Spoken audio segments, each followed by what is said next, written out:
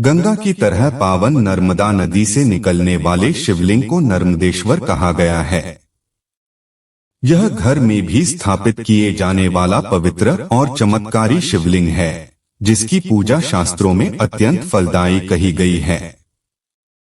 यह साक्षात शिवस्वरूप, सिद्ध व स्वयंभू, जो भक्तों के कल्याण के लिए स्वयं प्रकट हुए हैं, शिवलिंग है। इसको वाणलिंग भी कहते हैं। शास्त्रों में कहा गया है कि मिट्टी या पाषाण से करोड़ गुना अधिक फल स्वर्ण निर्मित शिवलिंग के पूजन से मिलता है। स्वर्ण से करोड़ गुना अधिक मणि और मणि से करोड़ गुना अधिक फल वाणलिंग नर्मदेश्वर के पूजन से प्राप्त होता है। घर में इस शिवलिंग को स्थापित करते समय प्राण प्रतिष्ठा की आवश्यकता नहीं होती है। गृहस्थ लोगों को नर्मदेश्वर शिवलिंग की पूजा प्रतिदिन करनी चाहिए, क्योंकि यह परिवार का मंगल करने वाला, समस्त सिद्धियों व स्थिर लक्ष्मी को देने वाला शिवलिंग है। सामान्यतः शिवलिंग पर चढ़ी कोई भी वस्तु ग्रहण नहीं की जाती, परंतु नर्मदेश्वर शिवलिंग का प्रसाद ग्रहण कर सकते हैं। प्राचीन काल में नर्मदा नदी ने बहुत वर्षों तक तपस्या करके ब्रह्मा जी को प्रसन्न किया। प्रसन्न होकर ब्रह्मा जी ने वर मांगने को कहा।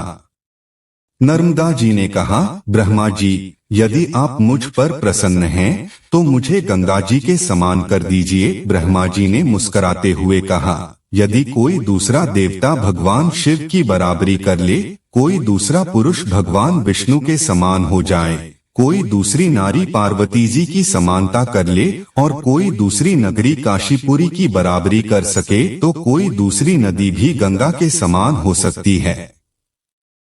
ब्रह्मा जी की बात सुनकर नर्मदा उनके वरदान का त्याग करके काशी चली गईं और वहां पिलपिला तीर्थ में शिवलिंग की स्थापना करके तप करने लगीं।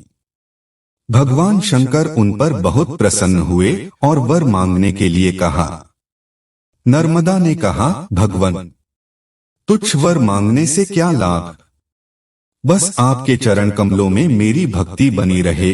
नर्मदा की बात सुनकर भगवान शंकर बहुत प्रसन्न हो गए और बोले, नर्मदे, तुम्हारे तट पर जितने भी प्रस्तर खंड पत्थर हैं, वे सब मेरे वर से शिवलिंग रूप हो जाएंगे। गंगा में स्नान करने पर शीघ्र ही पाप का नाश होता है। यमुना 7 दिन के स्नान से और सरस्वती 3 दिन के स्नान से सब पापों का नाश करती है, परंतु तुम दर्शन मात्र से संपूर्ण पापों का निवारण करने वाली होगी। तुमने जो नर्मदेश्वर शिवलिंग की स्थापना की है, वह पुण्य और मोक्ष देने वाला होगा। यह होने के बाद भगवान शंकर उसी लिंग में लीन हो गए। इतनी पवित्रता पाकर नर्मदा भी प्रसन्न हो गई। इसलिए कहा जाता है, नर्मदा का हर कंकर शिव शंकर है। तो यहाँ थी न नर्मदेश्वर शिवलिंग की कहानी।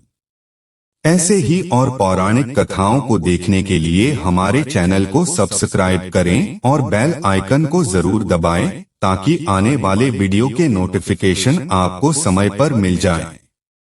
अंत में एक बार फिर से आपका बहुत बहुत धन्यवाद।